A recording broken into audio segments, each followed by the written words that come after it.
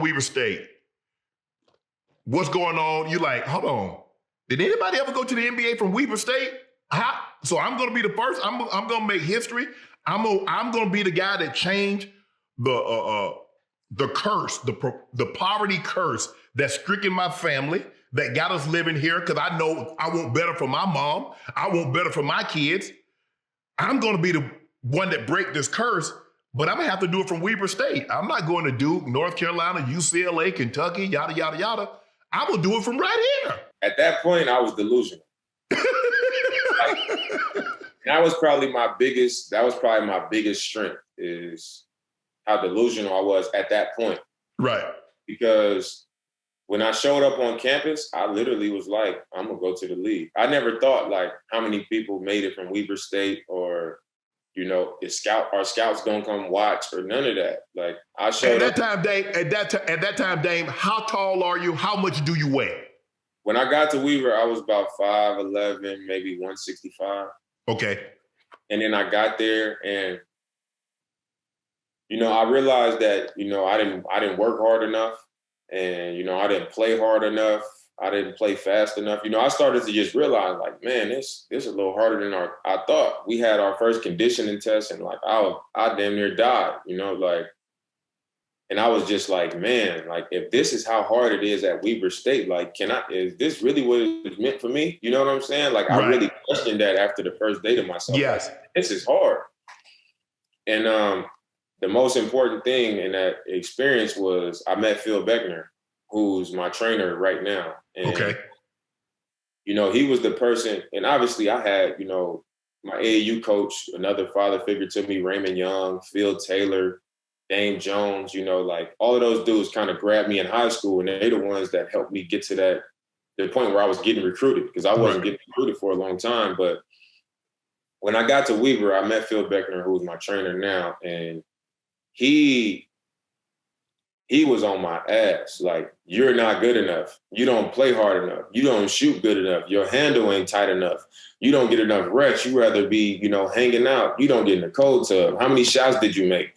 He used to be waiting outside of all my classes that started at 9 o'clock at 8:50. Like, you need to be here. Like, and he taught me what it meant to work hard. And, you know, everybody on campus thought me and Phil was crazy, because it was like we was working out on campus, in the arena, at a local rec center. We was just all over the place, just working. And, you know, I just made a jump from my first year to the end of from the start of my first year to the end of my first year. I was first team all conference as a freshman. In my second year, I stayed. So between that first and second year, I stayed at school with Phil the whole summer. And we just worked out. The next year I was MVP. And then I got on the draft boards after that. Like, I was on the draft board after my sophomore year. Mm-hmm. And he just kept pushing me. It was like nothing was good enough. So, like, once I got that little bit of taste, I saw my name on that mock draft. And then Phil was like blowing up Adidas, you know, like he was sending, like he still probably got it to this day, 100 emails, just sent them, begging them to let me come to Adidas Nations, where, you know, scouts would be there, NBA players would play, the top college players would play. And I never forget, on my birthday, it was my birthday, I was in Utah during the summer, July 15th, and they sent the email, came back, and I got in. Like, two dudes, like it was somebody from Baylor and somebody from Kansas pulled out, and I got in. And I went to Chicago, and that was the first time where, like, I played in front of scouts and all that stuff. And then that was pretty much it. Dame, I'm gonna get you out here on this one. When it's all said and done, what's Dame Lillard's story? How does Dame want his story written? How does Dame Lillard write his story? I mean, I'm writing it as I go, you know, but I think when I'm done playing, I want people to look back and be like, you know, not only did Dame have a great career on the floor, you know, he accomplished a lot on the floor, but I want people to look back and understand how much BS goes on, you know, in this industry, and what happens behind the scenes versus what people get told publicly, and the narratives and all these different things.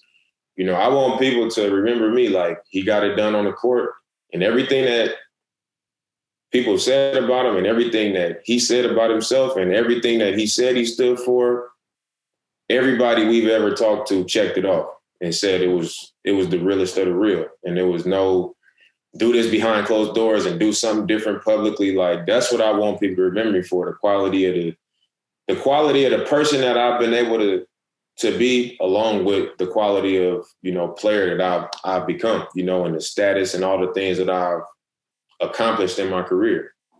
You know what to do. Hit the subscribe button and become an official member of Club Shay Shay, where we do something before two something.